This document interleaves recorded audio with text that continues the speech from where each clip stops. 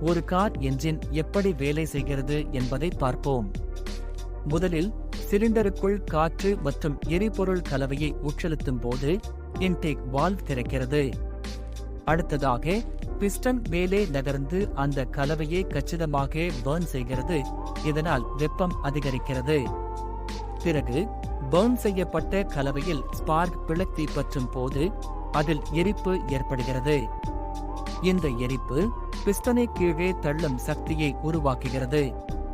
இப்போது பிஸ்டன் மீண்டும் மேலே நகர்ந்து எரிந்த வாயுவை வெளியேற்றுகிறது.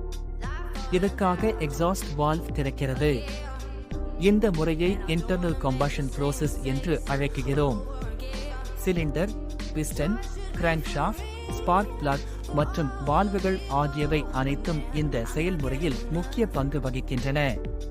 இதுவே உங்கள் கார் என்ஜினின் அசல் வேலை.